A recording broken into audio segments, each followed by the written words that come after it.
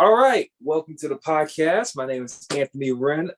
This is the Alpha Voyage Podcast, episode 2929, and hopefully everybody's good today, and hopefully everybody is going to have a good weekend. But I just came to you with another episode today, and this is just a typical normal episode. But this is the very first episode that I feature a good cosplayer, a very well-known, renowned one, in my opinion.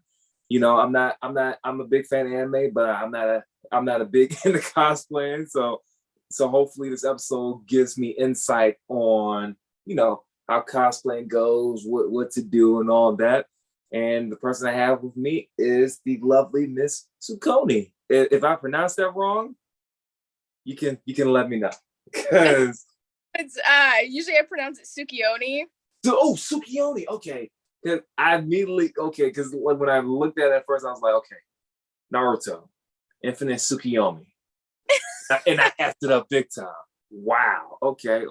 That's okay. Trust me, it's better than what I had originally, which is Tsukiomioni. It's like it was really, really long. And for the longest time, I just sat and was like, maybe that's a little too long. Maybe we should just shorten it so that way people aren't like trying, if they ever try to like look me up and I'm not just like, I don't think you're going to spell that right. I can barely spell it right. I switch up letters all the time. So I was like, you know what, we'll just change it. We'll just shorten it. So what was like the origin for that name, like that kind of got you started with, cosplaying and all that? Well, for the origin of the name, for the username I chose, I have pretty much my family got into travel a lot when I was younger, so I've done a lot of travel. I've been very thankful for the fact that I can travel a lot, and I went to Japan for my I'd say probably graduation thing. And so I had been learning about pretty much a lot of different Asian cultures for probably since I was like 12. And Japanese and Korean culture were just two that really stood out that I just really, really enjoyed. And I just people over there and just everything. And so I was looking up old like yokai. And so I went through an entire list. I went through from A to Z of an entire list of old mythical yokai. And the one, I don't know what it was that stood out to me about it, but I guess it's probably just because I'm a very big night owl. So was it shoot, I forgot his name, but was it Haruma? I think that's the name of it. Because it's two versions of there's two night owls things of the things you just mentioned. So one's Haruma and the other one is probably the one you're talking about, but one is Haruma. Tsukiomi in itself is actually pretty much like a moon god. So it's, in a way, that's technically the best way I can put it, is it's literally like the moon god, or pretty much like a moon yokai. And so the main thing I thought of is when I was going through it, I was like, I'm usually a very big night owl, so I'm always up, and I'm always usually, I should probably go to bed a lot earlier, but I don't. So I'm like, usually by the time I'm knocked out, it's like 3 a.m., which is probably not something that anyone should ever take role model after, because I would not recommend doing that. But yeah, so after I pretty much looked them all over, and there was a couple of them that I liked, but they weren't really like sticking to me. And so after a while, I just kind of shortened it down. So it's just Suki and then Oni instead. Okay. Yeah, that makes a lot of sense, because for me, I kind of just see, you know enough about me as it is. So and I got all these, characters and stuff like that. Even the one I created with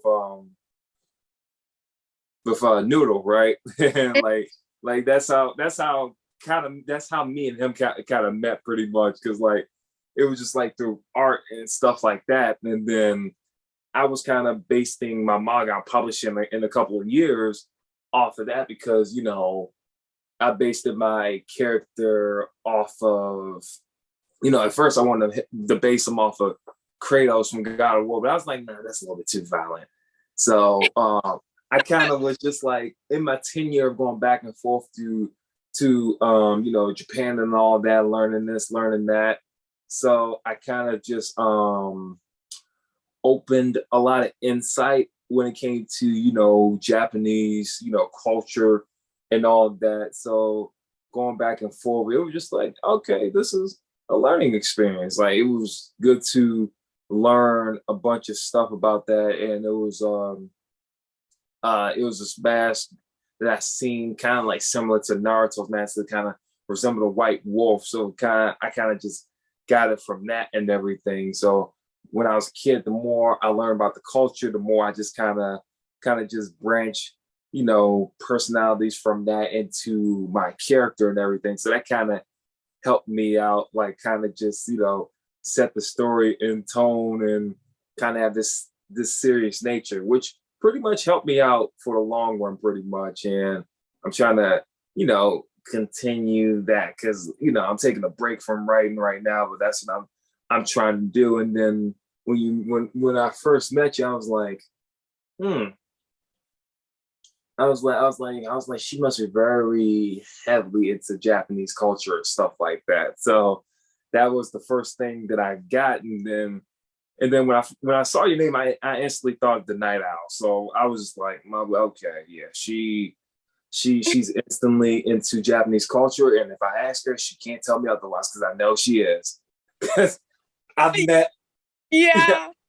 I've met a lot of people that try to change their minds every time when I try to figure out. I was like, you don't have to change your minds when I figure out you into certain Japanese cultures. I mean, we're all into something crazy or not. So yeah, people are much more into certain aspects of it. Some people are just into the whole of it. So I mean, I'm one of those people. I'm not going to deny it.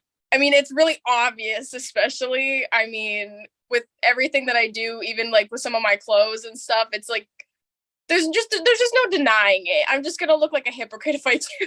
I'm just gonna go. Do you understand that? Like, you just can't get around it. Like you're the clothes you're wearing, what you talk about, like it's just very obvious.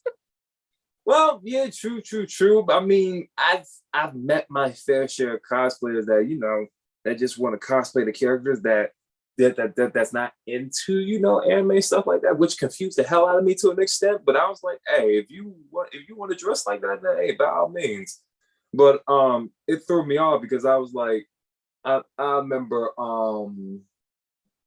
she was like the first ever cosplayer I ever met. And she's one of my best friends. Her name was Abby. I follow her on Instagram, but she was the one that kind of that I met because I kind of met Noodle through the same thing because I had a very famous, I think 100,000 followers, like a very famous high school DxD page, right? Because I was a big fan of that anime and stuff like that. Because that was the only anime that type of genre wise, like ecchi wise, that I've been following since '08. So I was like, okay. So I've always posted the game cards and stuff and certain clips from the anime that they had out with, censored of course, because it's Instagram, you can't really have fun and all that, which sucks now. But yeah, that's how I kind of met Noodle and Abby through that. Then like since then we just had a connection through that and stuff like that. And he kind of helped me come up with Lorena Akiyama, actually, because we both came up with that character together. And he told you said what? He told me that you guys had come up he pretty much said that you guys had created that character together because it's like one of the cosplays that I'm actually very much looking forward to doing. Now, have he told you how that happened, actually? I don't think he went into detail on how it happened. I think he mainly just said that you guys pretty much created her together. Yeah, so he didn't mention the part I was drunk coming up with that character. Okay, fair play. Yeah, so I don't care because this whole podcast is uncensored and everything. But so I was coming back from it, a work function event that I didn't believe that, they said free alcohol, right? When they mentioned that, I was like, nah, I'm a bit skeptical. I ain't gonna go. soon as I went, it was free drinks galore. Right? I was thinking the videos I posted on Instagram because we was partying, having a good time, and I was like, having my phone out. I was like, you want to join in? I'm doing all this, right? At the phone, just pointing, right? So I contacted Noodle that exact same night, and I was just like, you want to come up with a female character? He was like, why? I was just like, I don't know. I just need one for my story. So he came up with the design and everything, because if you notice the mark that my character has on the right side of his face, she's kind of where I got I've been had the idea, but I never really used it on, major characters. So she's kind of where I got that type of steady and influence from. So, and then we had the character, for so long, he was doing sketches and stuff like that. The only problem was we didn't have a reference sheet till the other day. Yeah, he said you both actually sent it to me, and I was really happy, because I was trying to figure out like the way of putting that cosplay together, because I'm currently actually making her horns. And the only thing is I have to make sure of is the thickness of them, because they are big. So see, the only thing about that is just like you can go all out which one you want, because she can shape shift her horns into anything. So yeah. you really don't have to go all out if you're thinking of going all out, because most people want to go all out and everything, and that's fine. Like that's completely fine. But like, you don't have to go all out, because like the best way I can describe it, like you can do, where is he at? Yeah, because I've had, I think it was about 2 or 3 different drawings that he had sent me. That one was a half-horned, half-horn and full, like a full horn, but it wasn't as long. Yeah. So I've seen that one, and then there was another one where she didn't have any horns. Yeah, she can take off her horns too. I think we got that from a certain anime. I think it was like Magical Darkness or something like that. So we got it from that anyway. But you can really base it on how anyone you want, or you can base it like based on the marks, or use that as an outline, because the way I did for my character, like for his new form that I created, I based it off of the blue mark that he has on, I think his left or right eye, whichever. I ain't trying to change that because Naruto wise, but I kind of based it from that and everything. So I kind of did it that way, so it can help me out even more, and plus I can explain this confusing bastard even better. So that's how I kind of got it from that and everything. So with that, that like, he won't tell you this, but I am. The name, he could not come up with a name at all, right? He's probably gonna be embarrassed when he sees this on YouTube later on. But he couldn't come up with a name, right? Mm-hmm. But I came up with a name while I'm drunk in like 2.5 seconds. I was hurt.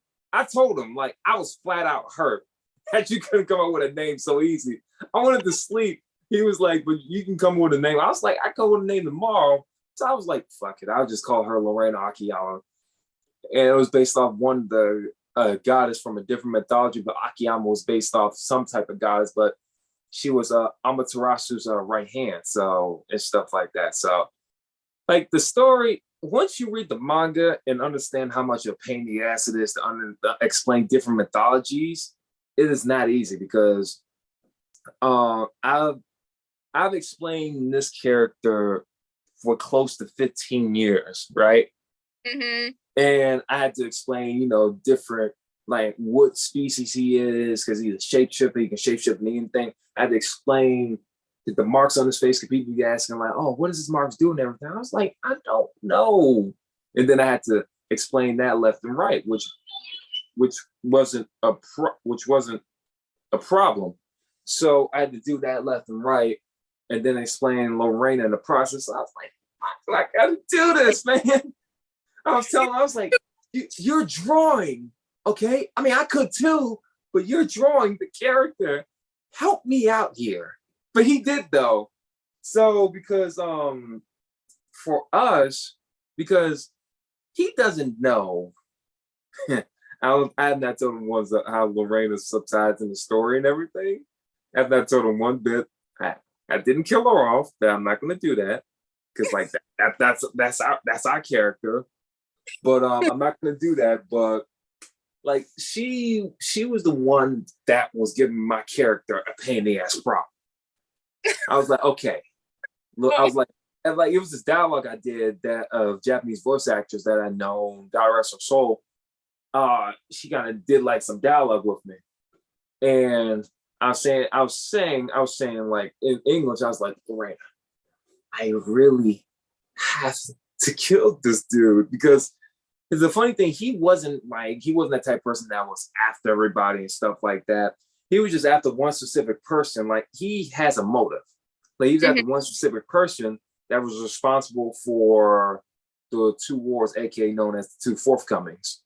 So the first forthcoming, a god named Maverick was responsible for that. The second forthcoming, it was like 14 deceptive gods that was responsible for that as well. So we had to, take care of that type of notion. So it was very hard to explain that. So I was like, okay, how can I explain that in mythology wise without confusing people? And then, reading it over the years, I'll be like, okay, other mythologies are transferring to other mythologies. I can do whatever the heck I want. So explain the characters and all that really wasn't that hard. It was just like I really had to read a lot of mythologies just to get an understanding of like, okay, killing this person is not gonna be easy. Because like I didn't want to make like another Goku. I didn't want to make like another Luffy or anything. Like I wanted to make a character that'd be like, okay, yeah, he's a hero, but there's gonna be some choices that he does that people just don't agree with, right? Yeah. It's gonna be like that. So of course it was some choices that he done, some people that, that had to be killed that other people seen, as, gods, knight in shining armors, like they seen them as, blessings and all that. Like and he made a lot of enemies doing that. It happens. But he had no choice because of how bad these people were. And Lorena was that prime example of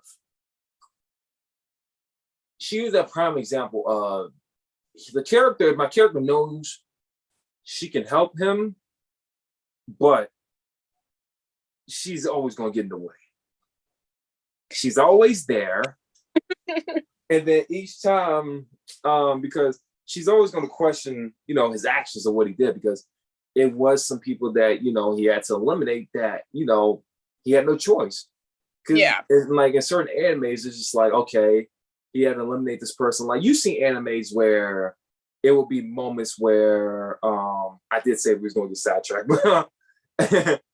That works for but it was like you see certain animes where a person turned to something or they couldn't control their power, and they couldn't control their power, they had to get put down one way or another. So it happened.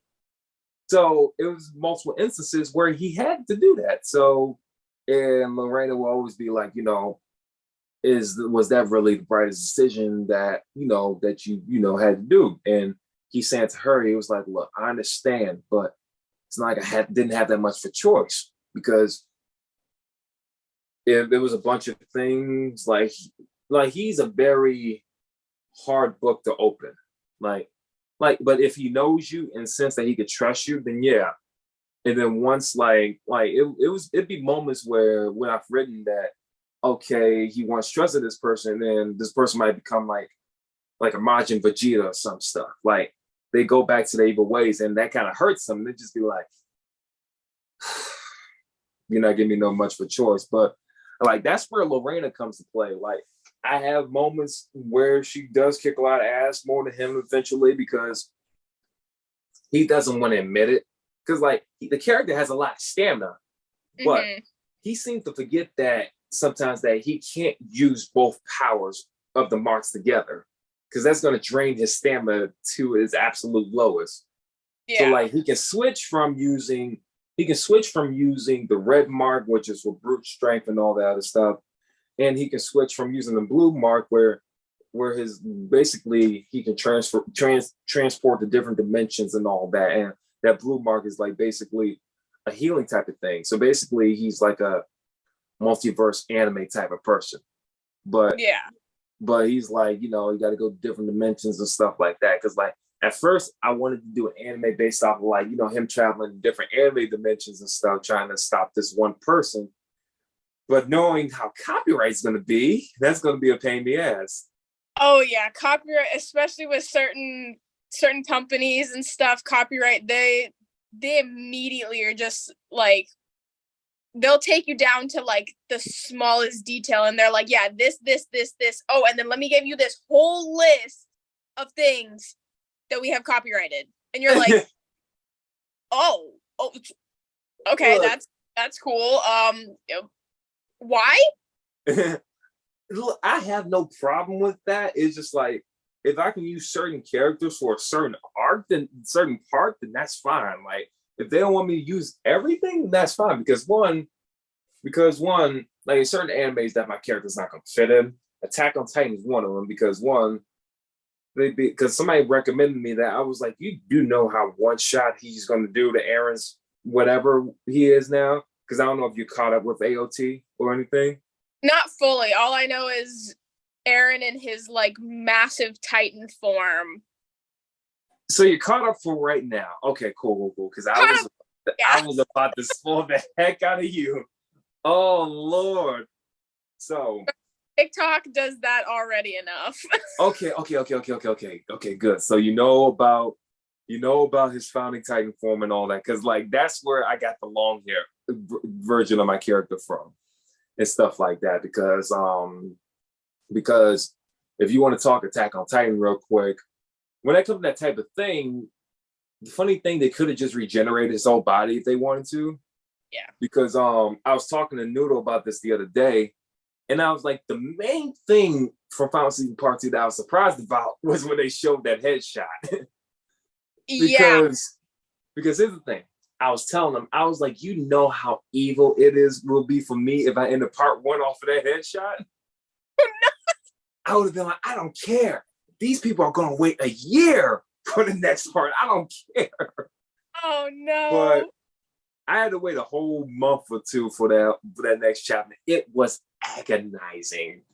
And then I was telling them, because if you, I don't know if you saw like my Attack on Titan post, like I was posting everything, regardless of spoilers. I did not care, because one, I was letting you know, I was like, spoilers be warned and everything and stuff like that. Because if you look at season 3 and everything, like you can tell they foreshadowed that exact thing, because you remember that part where Rod Reese turned into that big, deformed looking Titan and everything.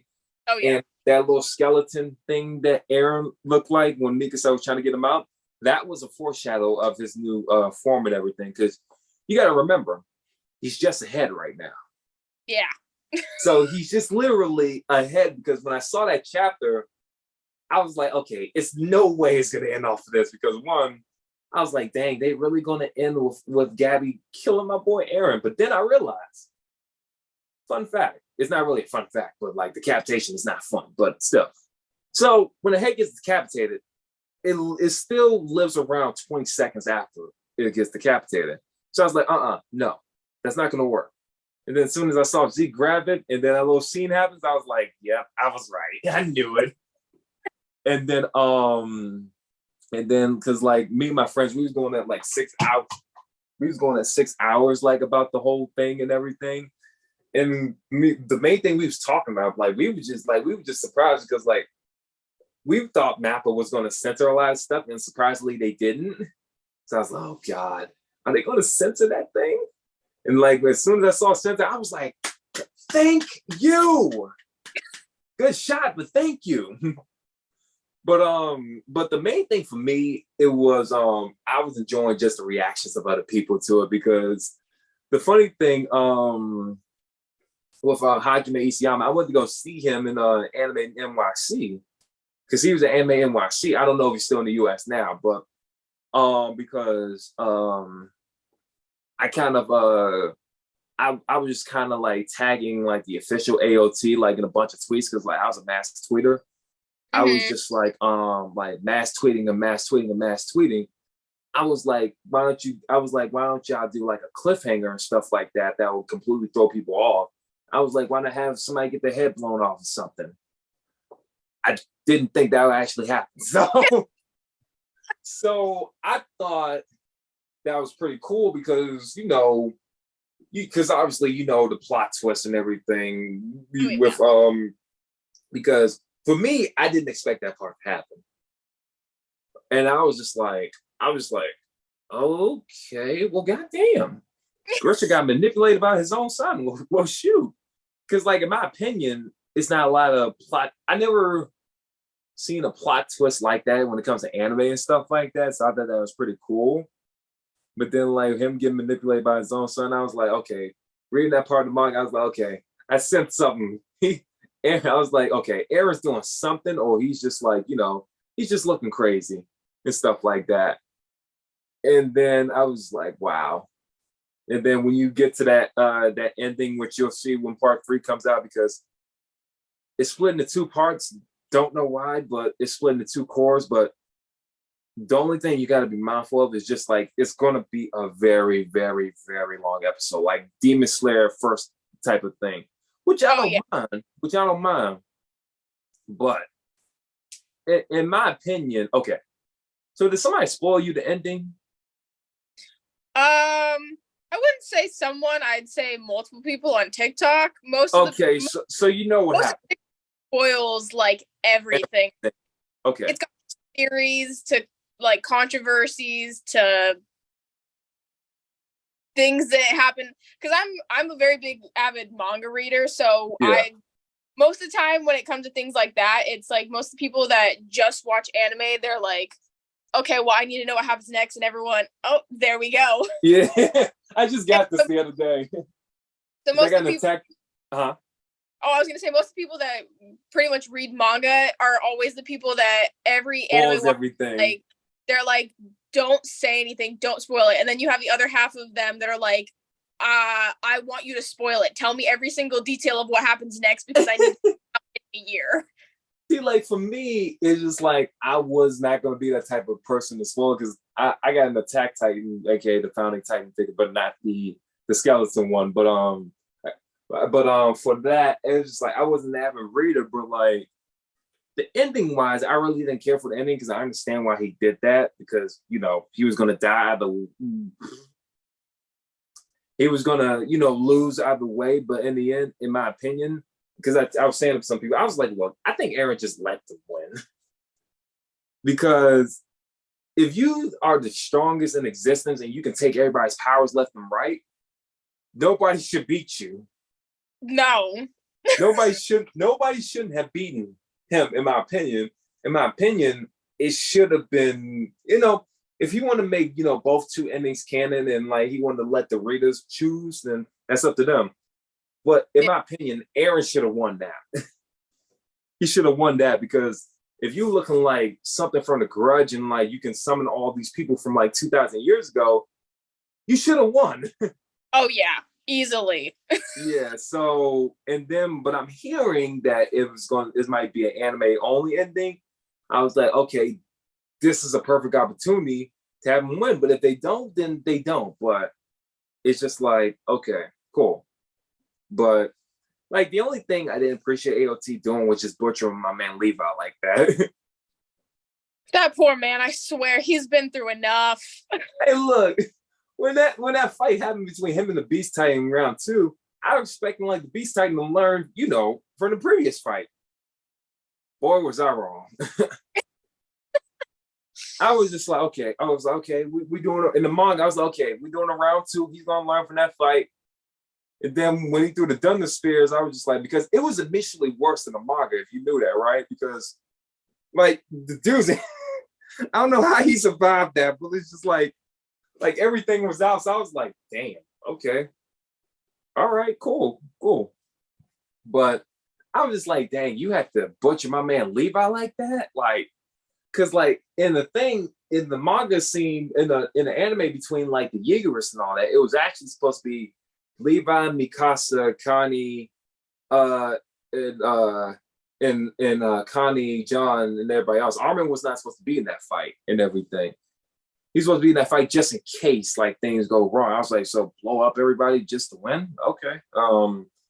But he wasn't supposed to be in that fight. I wanted to see both of them, the Ackermans F up everything so bad. And then I was talking to Noodle. He was like, what would you do if you was in the situation? I was like, look, bodies will be flying. I'm just letting you know right now. Like, if I was an Ackerman, it will be heads throwing. Like, bodies will be all over the place. Like, you can't, in that type of predicament, you can't be distracted. I don't care if you got one Titan ship that looks like a freaking eagle that's going berserk. Like, don't put your focus on them. Put your focus on people trying to kill you. Yeah. But yeah, like don't get distracted during this like exact the solid couple of minutes that you're probably going to be doing this. Don't get distracted. Yeah, because like everybody else was doing their thing. Like Connie was doing this thing and everything, and then like the only person that I've seen did not give a crap was Mikasa. I feel like she just almost never does. There's very few moments that I wouldn't say a few moments. There's quite a few moments that she does, and then every other time I've always just thought that she was one of those people that she just does not show it on her face. Yeah, it's just like she has like emotion and stuff like that, because like that one scene, like I said, we was gonna get sidetracked badly. But like when it came to that scene when Armin, in my opinion, he finally snapped. I really didn't care. But people was like, oh, he didn't have to be rude to me. Cause I was like, if you kept hearing them, kept mentioning Eren, even if he turned into a skeleton grudge thing, I would be mad too. Yeah. Like, and then this girl who's a voice actress who did the scene with me, she did the Mikasa scene. She started crying afterwards because like I snapped like Armin did. I was like he was like, I was like, what the hell are we supposed to do? Like, Hanji might be dead and all this other stuff. So, and then I kind of added on a little bit worse. I was like, look, I understand you care about Eren so much, but get your head out of your effing skull, and we need to figure out what we need to do.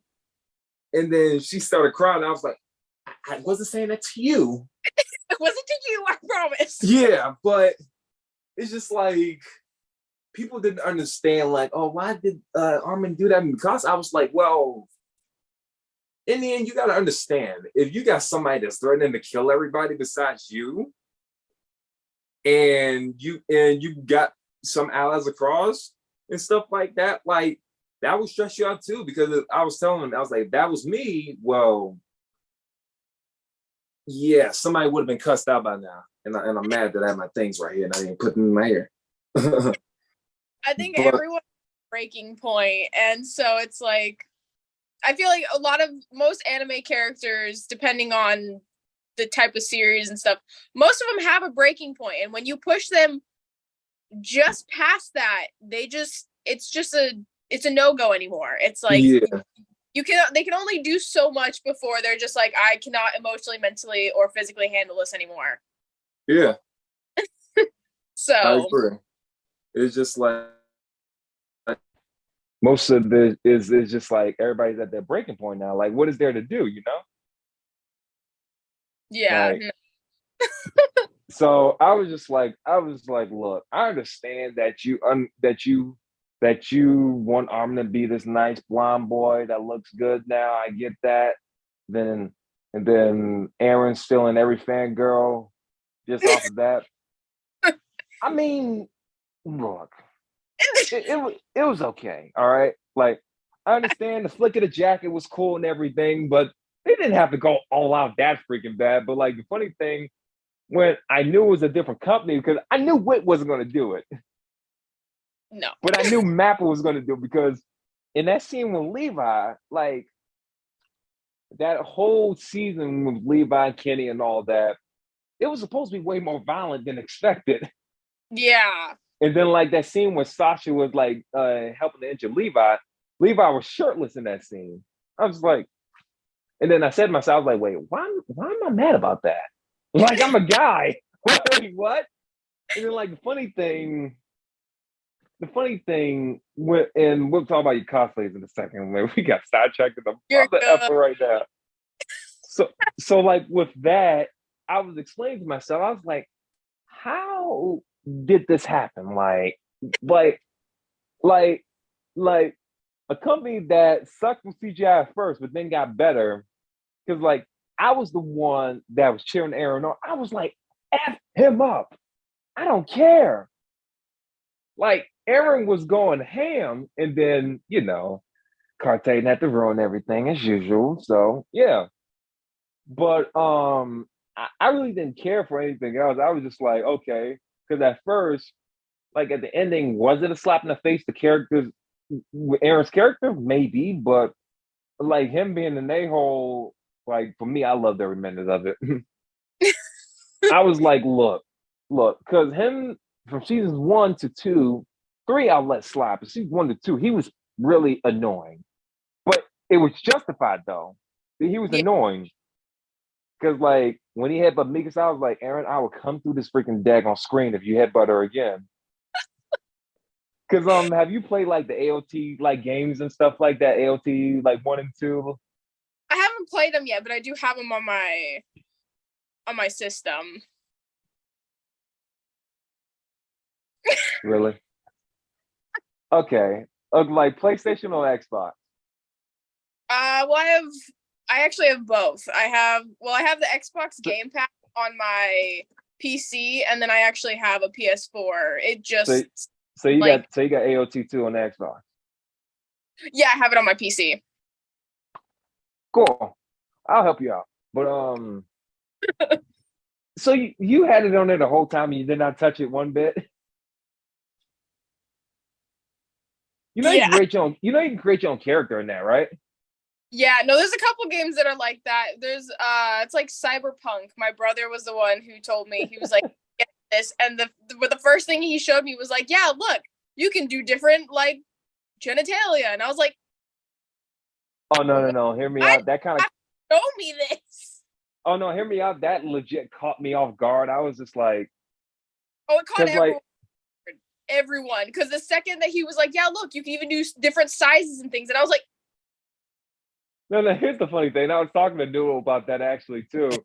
I was just like, the main thing from that game that caught me off guard was just that part.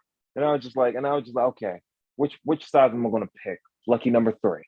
Like I was literally doing it too. Because my birthday's September 3rd, right? I just picked lucky number 3.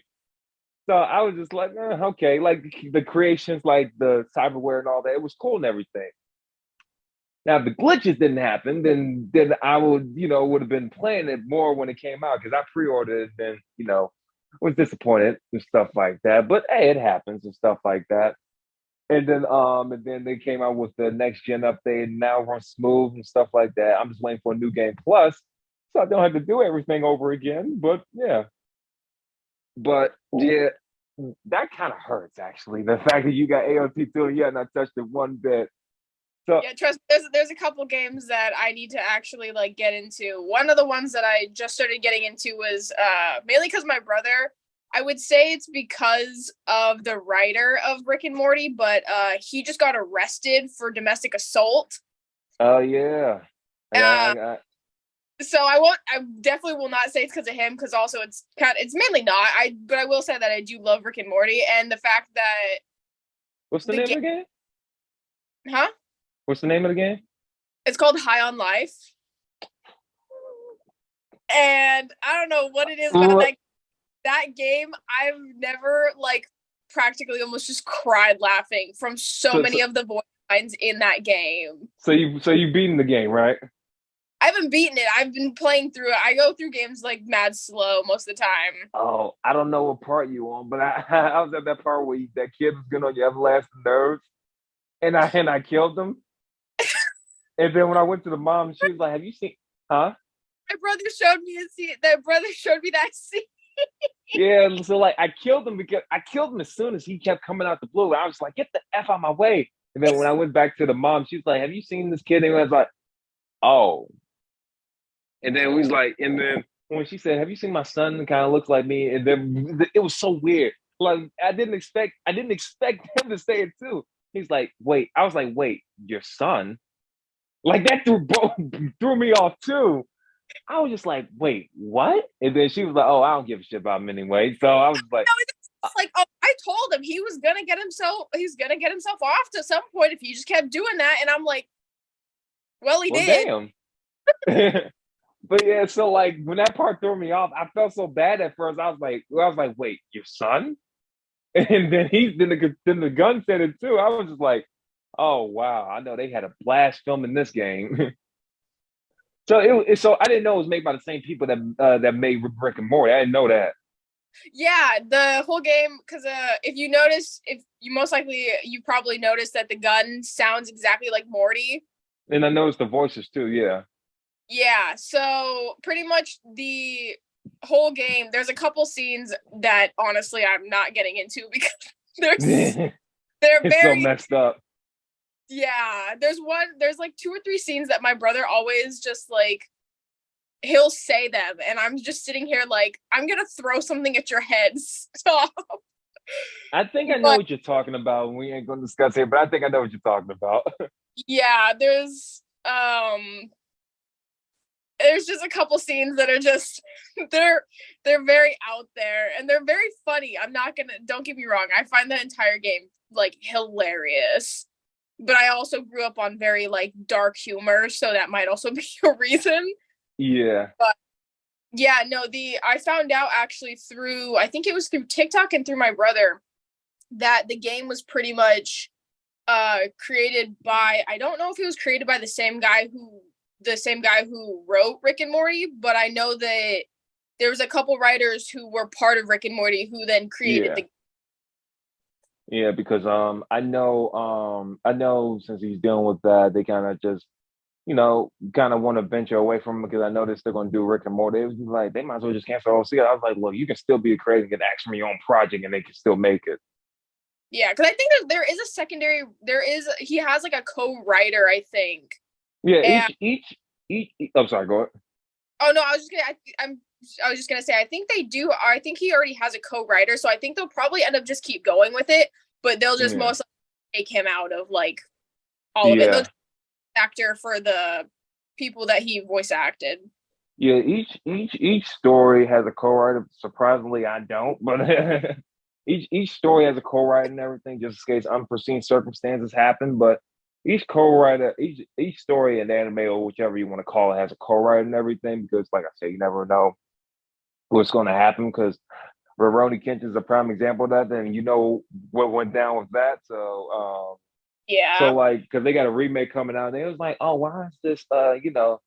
This getting a remake because of the grid. I was like, just because he makes it doesn't mean that he has a co-creator. Every single person has a co-creator. So, and and I forgot they making a remake this year too. So, and it's actually going to be on par with the manga and everything. All right. Still hurt by that actually, but but because like I got a bunch of perfected stuff that I can give you. You can just go through the story mode like it's nothing. So I can send those your way because damn, I remember the last time I played this game, but I know I got like close to at least 400,000 Titan kills. Like I played the hell out of that game since 2018.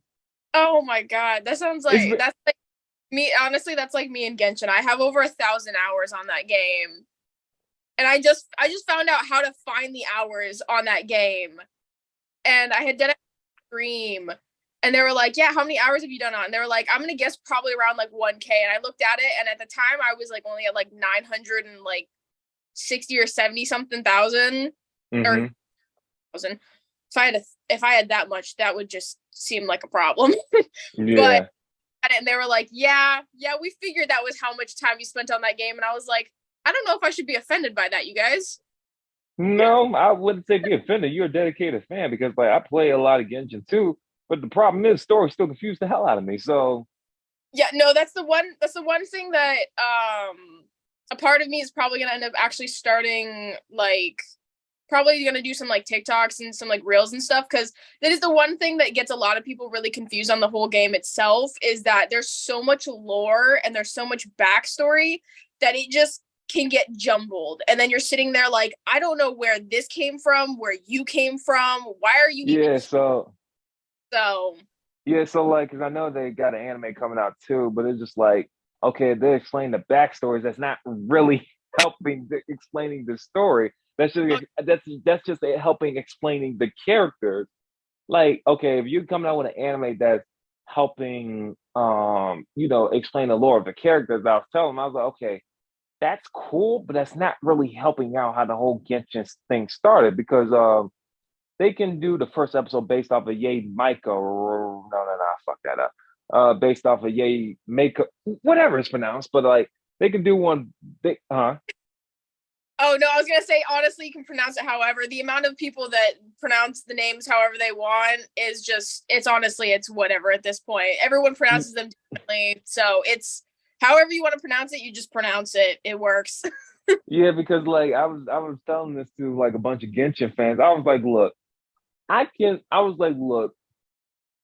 if they're gonna do stuff like based off of characters, well, that's fine, but it's still gonna be confusing on how the whole story came out, because one, if they're gonna explain that, they might as well start with Yameko first, then a bunch of other characters, stuff like that.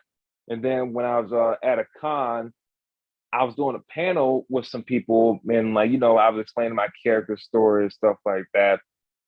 And then this one person was like, can your character, defeat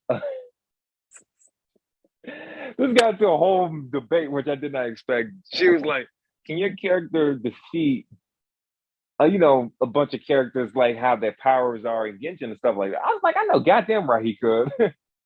Because one, the thing that Genshin is better at explaining than me is just like the build up to certain, no, I'm pretty good at that too. What am I saying? They explain character personalities better than I can sometimes. But like, I'm good at that now, but back then I couldn't do that. But for me, I explain like, how a certain power of a certain character can, body up to that character. And I was like, look, I don't mean to disrespect Genshin and everything, and I don't disrespect the people that come to play it. But I was telling people, I was like, if you read the story and understand how he worked his ass off just to get to that certain level, and understand that I was telling him, I was like, understand, this is a wolf, shapeshifter god that you're dealing with here. Those are not easy to defeat. No, and there's a wolf, and he already can be a pain in an absolute pain to have to deal with, and that's just one, and he only has one type, and he's a cryo character, and that's it. There's nothing else then not only that, I was like, not only that, he also has like 4 different cryo functions that he masters as well. Not only that, you seem to forget the marks that he has, because like no other villains pay attention to the marks that he has. And then not only that, because like basically he can basically banter all of his strength into his body just from the red mark, and he still won't be tired. But if he's just like, okay, if he uses up all the power of the other one, the other mark that he has is still going to be strong as hell, but it has some limitations to it, because that's not about strength. It's about, like kind of like strategy wise and stuff like that. Now his body as a whole without the marks is still strong, but not like up to par with like Goku and them maybe at, but like it's still there. So it's just like, and I was telling him, I was like, okay, a tame version, since he knows what he's getting himself into and what he's doing and stuff like that, he knows what he needs to take care of. But pissed off demonic form, yeah, there's going to be a lot of dead characters in Genshin. I'm sorry. No, I think that's the one thing people forget is that most 99% of all Genshin characters, except for the traveler who mainly plays throughout the entire thing, who's looking for their lost sibling, they're the only one who can have more than one element. Every other character that you play has one element, and that's it. And nothing. even just the fact that, I mean, in all of the cutscenes and all of like the extra scenes and stuff that they play through it, he's using the same old dinky sword that he beginning. And I'm like, I mean, I would think that maybe they would change it, but no. And I don't think that that's going to do very much good in the end. I don't know what he's going to get out of that. So I think people like, he can only do so much, and that's only because you're taking him through to get those different elements and to get those different powers, and even then you still have to level him up yourself. He doesn't just magically come overpowered. Mm-hmm.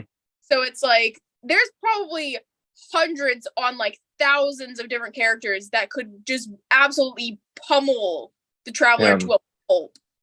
And yeah, the only downside I will give MiHoYo or Hoyo or whatever, I guess their company name, they keep changing it once to go to, is the biggest thing I'll give them that I give them as their downfall is the one thing that annoys me and one of my best friend who plays the game with me, as we both have talked about, is that they don't, is the same thing like you had said, they don't give much backstory on like actual lore. And I think the reason that could be behind that is because Genshin is also based off of Honkai Impact, which is a completely separate, it's literally another game that they've already created. It's definitely not, I don't think, nearly as popular so they're basing it off of that?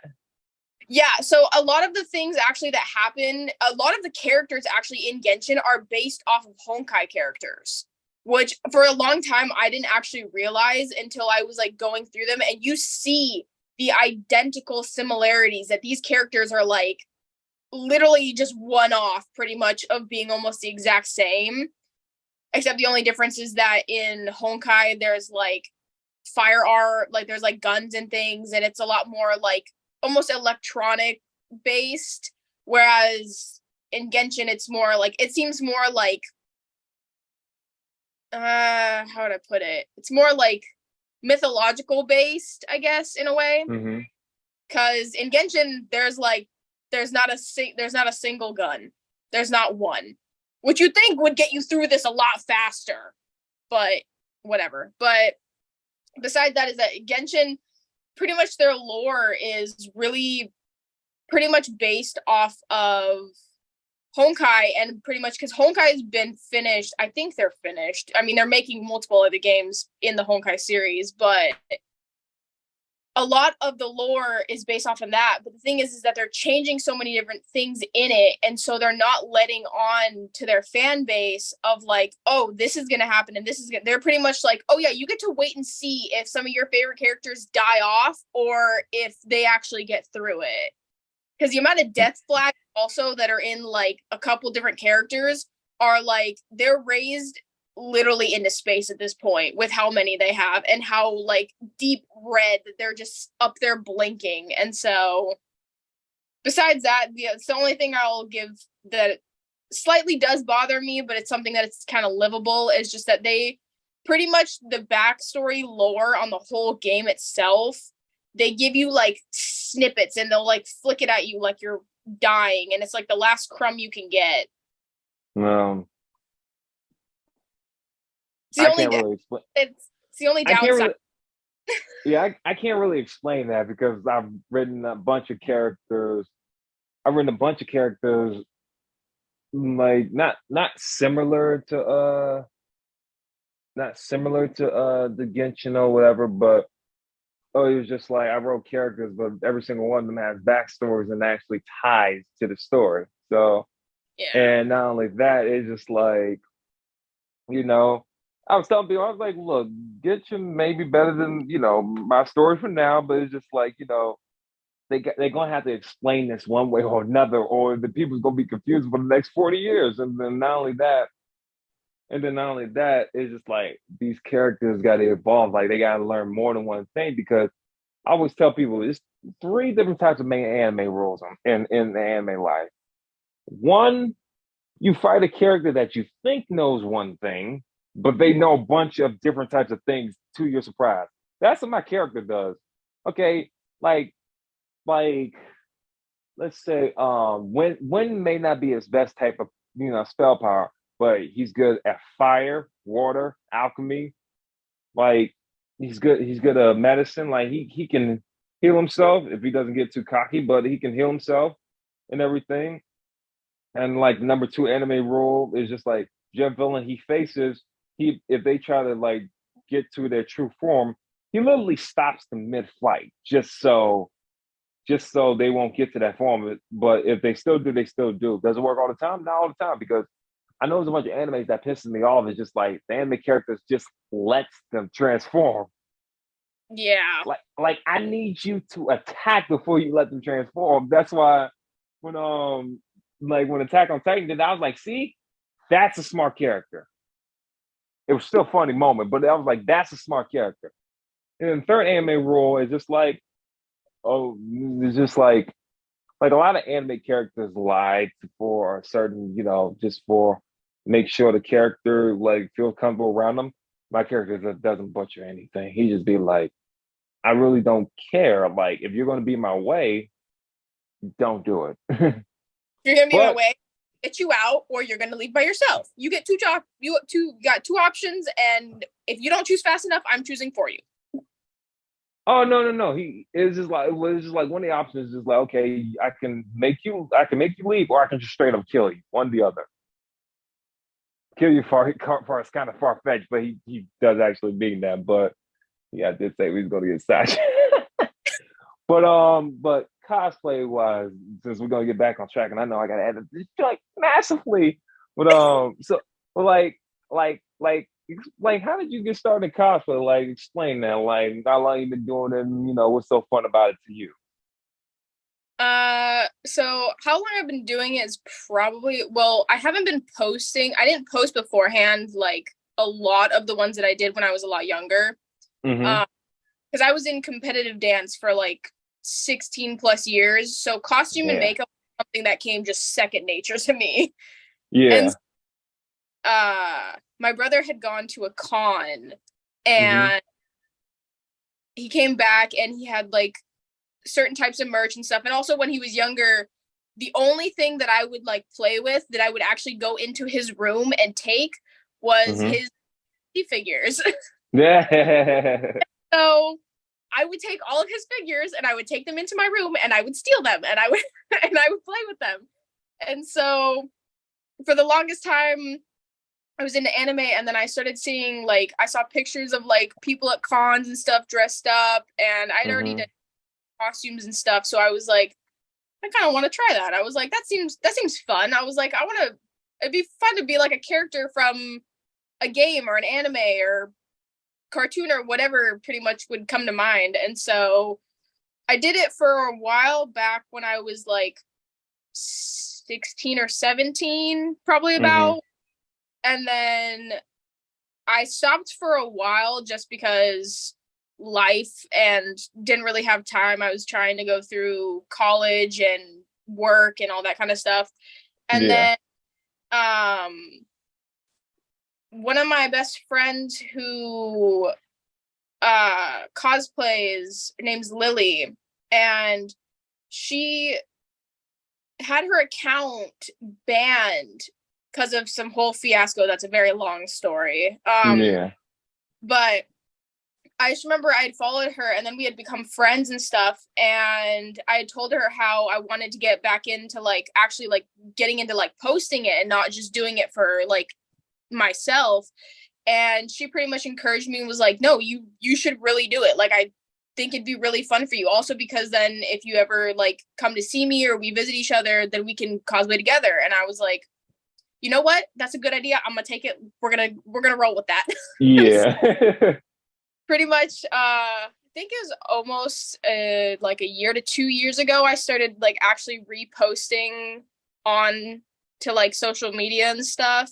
And I've taken a little slower time just because cosplaying itself is very, very expensive.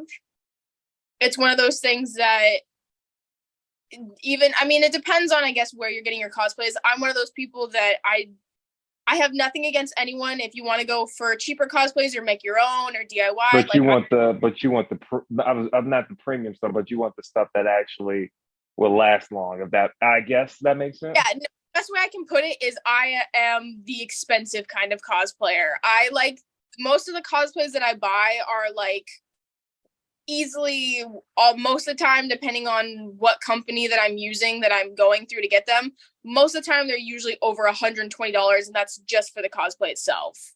Oh, that's not. Well, before I continue that's nothing. Like, cause like I've seen people pay like $500 for like making a cosplay. That's what I'm saying. That's nothing. But yeah, that's still a lot though. Or if you're making your own cosplay, that's like a whole nother level, because that includes fabrics and just the amount of time and effort that it takes to put into that alone, not even adding in the cost of like fabrics and materials and all that. That right there, if I had a sewing machine, which I think we do, I don't know where it is though. It's in the deep dark depths of the boxes that we have not unpacked yet. And that's probably for a good thing, because I'll be moving again to another house, because we're staying in my aunt's house at the moment. So I'll be moving to my parents' house probably within the next couple of months or so, which then but hopefully and my pictures will also become much clearer because there's a lot more daylight in that house. But, I mean, I really never paid attention to the, the way the images were. I was just like, oh, they were cool. Yeah, no, for me, I'm very like, it's one of those things that some people they don't really care. It's more or less kind of just like, it's whatever, they just post and they have fun, and that's totally cool. I'm one of those cosplayers that if you have fun doing it, I don't care what gender you are, what race you are, what you're like, whatever you think about it, as long as you're having fun doing it, I just think that you should do it. But yeah. I'm one of the people that I have to have it perfect, and if it's not perfect, it bothers me. Yeah, see, like for me, like I gotta be mindful of that now that you said that, because like I'll be out the door so quick, I'll be like, hey, look, you do your own thing. I'm gonna be at the con. Like I'll see you there. And you'd be like, luckily for me, it works out pretty well, but it does. It's one of those things that it takes a lot of also photo editing and just all of that kind of stuff. So it's a whole bundle, but for the most part, yeah, most of my cosplays, the lowest they've been is around like, I'm going to say like 60 maybe at the lowest. And the most that I've spent on a cosplay was a little over, I think, like 300. So, and that was just for self. That's not including the wig. That's not including like extra accessories for the cosplay, materials, whatever. But I'm one of those people that I like the things also, like you said, that things that last long. Is I like to be able to have cosplays that if later on, if I want to cosplay again, I know I'm not going to have to look at the costume itself and be, okay, I need to make a lot of revisions because it's falling apart, or there's a bunch of things that are wrong. So most of my cosplays are in perfect condition. I keep them either in bagged or I hang them up. So I get, it makes it easier, but for the most thing, most of my cosplays come from companies that they're like, technically, in a way I guess I can put it, is there's R costumes, which is like rare. It's like goes R, SR, and then SSR. That's the way I put it through, because that's one of the companies is Doki Doki. Okay. And so R is like the more of the cheaper version, which is kind of like if you just want the cosplay and you want it fast, it's the easiest one that you can get. SR is a little bit more, I'd say a little higher end quality material, and it goes usually for a little bit more than the R does. And then R is the one that's like, you're going to be paying $1 or more for this cosplay, but it's the highest quality material we will give you. Okay, that makes highest quality like accessories and props and stuff. Yeah, that makes a lot of sense. Wow, well, you pretty much just described the whole episode, but yeah, because I figured that. Because I was like, okay, I know we're gonna get sidetracked, and then like cosplay, it goes by quick. Like when it comes to talking about it, so it goes by quick. But like for me, cosplaying wise, like I've been more of like But I'm like, I just more like I can use the cosplay as Deadpool and stuff like that, that sweaty Deadpool costume. But that's how I normally cosplay it as and everything too. And I'll normally like cosplay as like maid Deadpool or like suit Deadpool and something like that. That's what I would usually do. Maid Mm-hmm. costumes are such a pain in the ass to get into. But Oh yeah, I would that's not do that. That's a full body suit. yeah, like that was dedication. But good thing that the convention center had like air conditioning stuff like that. But for me, it was just like I would cosplay as Deadpool, but like for like I wouldn't cosplay like for so long ago. Like it'll probably be like a day or two I cosplay as, and then for some reason when I'm cosplaying as it, because like I don't bring fake the fake swords to the conventions and stuff like that. But like I usually have them in lock so they don't come out. But Mm-hmm. it'd be real sore because like for me, I remember I had a bunch of cosplayers one time, and this was at Otakon, like the con I've been going to for in Washington D.C. for like 15 years. Um, but I had a bunch of cosplayers that would always be like, oh, like you always be like my security guard and everything, because like every time when I'm there, it's always that one creepy dude that's right there. So I'm Yeah. just like, why do they fucking exist? Yeah, no, there's actually a guy who I don't know his or anything like that. There's been some issues lately that I'm not sure what cons it's been at, but there's been one guy who is pretty much like harassing and like not just harassing, but like I guess that's the best way Like I can without getting making them uncomfortable, like yeah, SA type of thing. in a way, yeah. Okay. Like, and he's very aggressive and he's like threatening and stuff like that. And there's pretty much his ad's gone around because he's pretty much just threatened a couple of different girls and stuff. And it's one of those things that at cons, you're going to get the ones that are just like, they're like sweaty basement dwellers is the best way I can put it. in the way that it has to be put is it's like, they're the ones that they don't care about like self-respect or anything like that. So there are quite a few of them, but luckily most of the cosplay community is kind of like they kind of mainly band together and they're just like, yeah, no, we're not putting up with that. We're going to get you banned so you can't come back. We're going to find out whatever acts you make. It doesn't matter. Like we're not dealing with people like you because you ruin the community by what all the like things that you do. Oh man, I would not begin to say how many of them I encountered, but I know I got so many of them type of people in trouble and everything, and then I've encountered those type of like I've encountered I don't know. It's just like if I go far to an extent just to get those type of people kicked out and everything, I always meet those people be like, you didn't have to go that far. I was like, well, somebody was telling me otherwise. So it's just like Yeah. because if this person keeps doing what he's doing, and I'll just link this as a PSA in the YouTube and everything for people to be mindful of people like that. But when it comes to that, I've always encountered those people be like, you didn't have to be that rude. I was like, okay, so what if that was your daughter? That's the main question. It's just like, what if that was your daughter? What if that was somebody that you knew? You don't want to deal with something like that and in that type of thing. And then like the funny thing, when I go to cons and everything, I say nice cosplays to everybody. Like majority don't, say it back, but I just say like nice cosplays and stuff like that. They don't say, okay. And the ones that do, they just be like, thank you and everything. And then they be like, and these be the people that think they don't do a good job, but then they do a better job than majority of the people there. Like that threw me off. I was like, because this one girl when I saw Otakon this year, like she was playing as a 2B, right? Like 2B from Near Automata. Pissed they postponed it, that anime indefinitely, but let's not discuss that.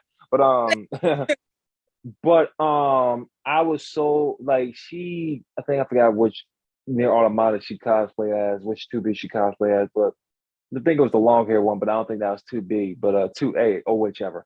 But she was cosplaying as her. So like when she cosplays as her, that area is gonna be exposed, right? So she's always encountering all these dudes and stuff like that, and like trying to hit on her and everything. So I noticed that, and I was like waiting in line to meet Kyle Shibuya for like 2 to 3 hours. Like, I'm one of those dedicated people, man. Like, I was waiting to come see her, and then when I noticed that, I took the locks off of my katana and everything, and just like put it in front of her, and I was letting her know, I was like, look, I'm not doing this to threaten you. I'm just doing this to scare them off. And then one of them was like, oh, this sword ain't real. Why he kicked it and his arm started bleeding? I mean, when he punched it, his arm started bleeding all over the place. And I was like, and I put the sword back. And then she was like, you didn't have to do that. I was like, well, I mean, you're right. But in the end, it's just like, I've seen a bunch of stuff like this happen all the time. And I don't want that to happen to you and everything and stuff like that. So, like, it's a good PSA for people to, notice and stuff like that when it comes to cosplay, because there's the funny thing, the ones that actually want to protect people from guys, or it'll be girls like that too, but it's like for people like that, like they call people like us, they call us the actual word. I was like, damn, at least we're protecting you and all that and everything. We really don't have to. But it's just like I encountered people like that before, and it's just like, yeah. But I'm trying to figure out, because like for me, I already got like my stuff lined up for Otakon next year, like, because like I'm not going to anything fancy, because I'm going to suit Deadpool, maid Deadpool, and just regular hoodie Deadpool, see if that works. But I'm just going to something simple, because like for me, I don't like, I can't like see myself as like a different anime character, and this is like not like a discrimination type of perspective towards me, because I know that be going crazy in the cosplay community when it comes to different colored people. I'm just like, damn, why not just let them? That's like the one thing that bothers me so much is when people bring race into cosplay and they're like, well, that character is not white, or that character is not black, and I'm like, it doesn't matter. The character is not real. Yeah. The character was written and it was created. That doesn't make you have the right to tell someone that they can't cosplay someone. Exactly. It does not matter what your skin tone is. It doesn't matter what gender you are. Like, it literally does not matter. Cosplay is for everyone. If you like it, you should be able to do it. And you do not have the right to tell someone that they cannot cosplay a character because of their skin tone. That's just, it's so racist that it makes me so mad, because I have so many like black female cosplay friends that I love to absolute death. I mean, one of them, she's actually she's half Japanese and half black, and I love her to death. She's the sweetest person. She's one of the sweetest people I've ever met in my life. And it's just one of those things that it's like, whenever it comes to people of color, it's like, I don't know what people's problems are about it, but it's like race and they're not like two separate things. Like they can be put together. I don't know why people make it out to be like, you can't cosplay that character because like you're black, or oh, you can't cosplay that character because you're not black. It's like, as long as you don't physically change your skin tone to cosplay a character, there should be no issue for it. Like, you should be able to literally whoever your heart desires. It does not matter. As long as you're not like white or pretty much any more of like, I guess, Caucasian race, and you're not trying to darken your skin tone to cosplay a character who's dark skinned. There should be no issue cosplaying characters. None. Not a single one. That's like one of my biggest thing that bothers the absolute daylights out of me, is it's like, don't bring race into this. There's no reason for that. They should be able to do whatever they want.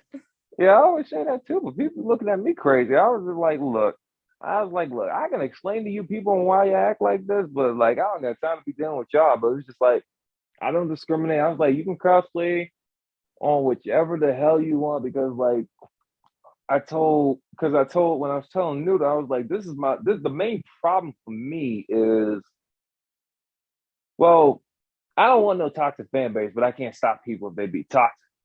But the other one is just like, if people want to cosplay, as these characters and everything, yeah, it's getting hot. But like, if people want to cosplay as these characters and everything, I really can't, stop and all that. Because like I'm gonna put a pinned tweet out that be like, if you see characters from the show being cosplayed and they're different skin tones, different ethnicities, different genders or whichever, don't attack them because I told them I was like, if I see you in a line and I'm signing some stuff, I'm not signing that stuff for you. You can call me stingy, you can call me picky, like since you know me and no one knows me, if I see you and nobody's looking, I'll skip you to the head of the line. I don't care. But that's just me though. But it's just like, if people are gonna be like that, I'm not signing shit for you. Like I don't got time for purebred racism. And this coming from a Black Japanese dude myself. It's just like I don't got time for it blatant racism that people that goes on off of people's egos and everything. And this is the last question, and because I knew we was gonna get freaking sidetracked. But it's just like the main thing of this podcast was like, like what advice would you give to other people that want to get into cosplaying too? I think just have fun with it. The biggest cosplay is it's just having fun. It's not, you don't have to make it overly serious, because I know that a lot of people that end up making cosplay their like careers and their business can get sometimes very overwhelmed by it. But when you're starting out, is just have fun with it. You don't have to buy the expensive cosplays. You don't have to, like, if you want to make things yourself, you can. Like, you don't have to feel like you have to force yourself to go all into it all at once. It's one of those things that you can gradually get into. It's cosplay is one of those very easygoing things that everyone in the community, or at least everyone in the very good side of the community, will literally always welcome you. It's no one's ever gonna like trash you or anything because you don't have like the best or the most expensive items to cosplay with. Like, it's one of those things that as long as you enjoy like getting into it and you enjoy what you're doing, that's all that really matters in the end. It doesn't matter even if, because I've seen the biggest thing is I've seen, like, I don't know for don't quote me on this because I don't know for specific. I've seen, I think it's like Muslim cosplayers is they use like their hijabs. I think that's what it is. I might be super wrong, but they've used no. You pronounced it right.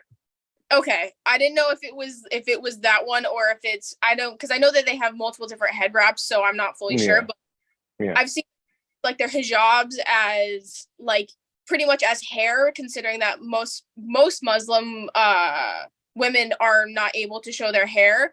And I've seen a lot of cosplayers who are Muslim women who use their hijabs as like their wigs. And I think it's awesome because it's cool because they're still able to cosplay characters, but they don't have to try and be exactly what everyone else is being. So it's one of those things that as long as you enjoy it and you just are doing what you enjoy and you're being yourself, I think that you're completely fine. I think that you pretty much start anything and the biggest thing that I've learned over cosplaying for almost like 3 years now on like actual like meet on social media is that you get better. So it's not one of those things where you just have to think that you have to be perfect right off the bat. Is that progress will get a lot better. You'll learn how to do different makeup that fits your face better. You'll learn ways to style cosplays. You'll learn how to find your best angles and like find the best background. So it's one of those things that you don't have to worry about being perfect right off the bat. I think a lot of people have the internalized perfectionism, which I mean I do, but that's besides the point. I'm gonna push that out. Is the biggest thing is you don't have to be perfect. That's the biggest thing. Is that cosplays for fun, you have to make it like picture perfect, like catalog like cosplays. Yes, there are cosplayers who have like hundreds of thousands, sometimes millions of followers. They've also been doing this for the last like 10 years. So that's a lot of beginner cosplayers have to take into consideration is they've been doing this for a very long time. They did not start out that perfect. No one that perfect. It's just how it is. It's when you start something you're never going to just immediately pick it up. I mean, if you're one of those people that can, that's awesome. Cool. Like, that's super great. And I'm super glad that you can. But for the most part, as long as you just get into it slowly, or even if you just want to go head first into it, as long as you're having fun and you just know that you're going to progress into getting better over each time, I think that literally anyone can do it, and you'll have a lot of fun, and the community is super welcoming. That is very true. I know you saw my face just now, but like that's very true. But yeah, you took the words right out of my mouth. I don't got anything else.